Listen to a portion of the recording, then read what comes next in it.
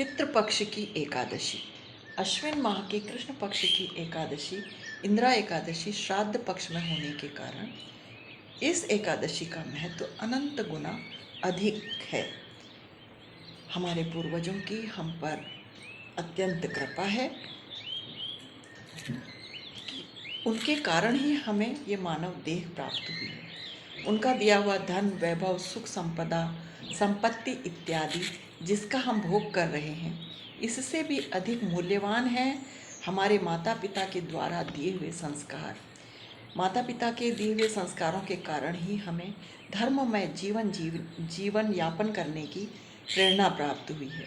माता पिता के ऋण से हम कभी भी उऋण नहीं हो सकते, किंतु फिर भी हमारा कर्तव्य है कि धर्ममय जीवन यापन करते हुए अपने पितरों के लिए, उनकी सद्गति के लिए, उनके मोक्ष की प्राप्ति की कामना से जो कुछ भी हमारे धर्मशास्त्र हमें प्रेरित करते हैं, हमें अवश्य ही कर लेना चाहिए।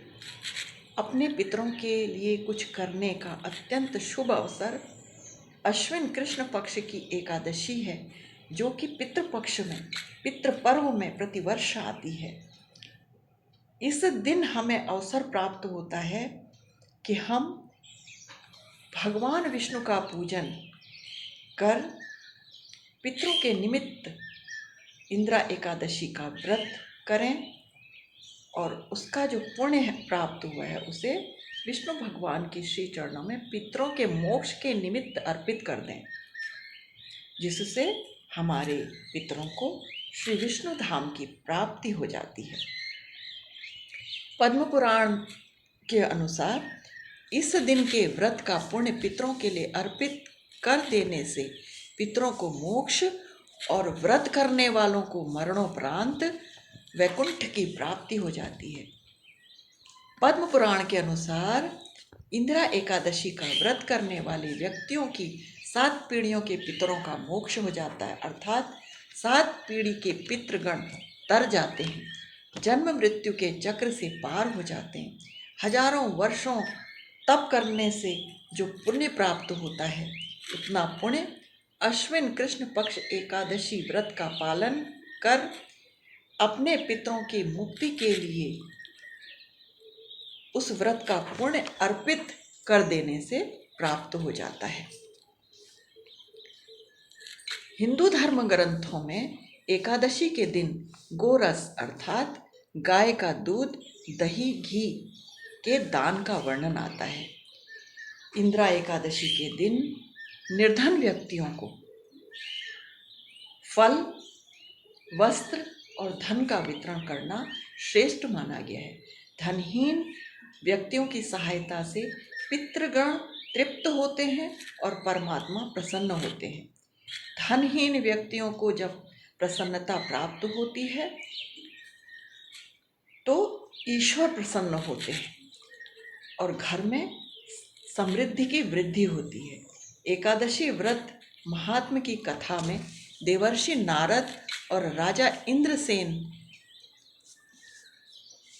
को अपने पिता की मुक्ति हेतु इंदिरा एकादशी का व्रत करने की प्रेरणा और उसका पुण्य पिता की मुक्ति के लिए अर्पित करने की कथा का वर्णन आता है। देवर्षि नारद जी की आज्ञा का पालन कर राजा इंद्रसेन ने सपरिवार एवं प्रजाजनों सहित अश्विन कृष्ण पक्ष के पितृपर्व में इंदिरा एकादशी का नियम पूर्वक व्रत पालन कर व्रत से प्राप्त पुण्य को पिता की मुक्ति हेतु अर्पित कर दिया। इंदिरा एकादशी के व्रत के प्रभाव से राजा इंद्रसेन के पिता यमलोक से मुक्त होकर भगवान श्री विष्णु के धाम को प्राप्त हुए। पद्म पुराण में वर्णन आता है, अश्विन कृष्ण पक्ष की इंदिरा एकादशी के व्रत का संकल्प एकादशी के एक दिन पूर्व ही ब्रह्म मुहूर्त में स्नान आदि से निवृत्त हो नित्य पूजा कर्म करने के पश्चात भगवान श्री नारायण ऋषिकेश भगवान के श्री चरणों में अपने व्रत का संकल्प लेकर एक ही समय का भोजन का संकल्प, रात्रि में सभी सुख भोग का त्याग कर भूमि शयन कर दूसरे दिन ब्रह्म मुहूर्त में उठकर इंदिरा एकादशी का व्रत नियम पूर्वक पालन करते हुए व्रत करना चाहिए और भगवान विष्णु के सम्मुख हाथ में जल लेकर संकल्प लेकर अपने पितरों की सद्गति का संकल्प लेकर श्री विष्णु भगवान श्री नारायण के चरणों में अर्पित करना है। धूप दीप षोडशोपचार से पूजन कर भगवान श्री नारायण की प्रसन्नता के लिए विष्णु सहस्त्र नाम का पाठ करना चाहिए। भगवान शालिग्राम के निकट पितरों का तर्पण श्राद्ध आदि कर ब्राह्मणों को फलाहार करवाकर दान दक्षिणा से ब्राह्मणों का पूजन सम्मान करना चाहिए।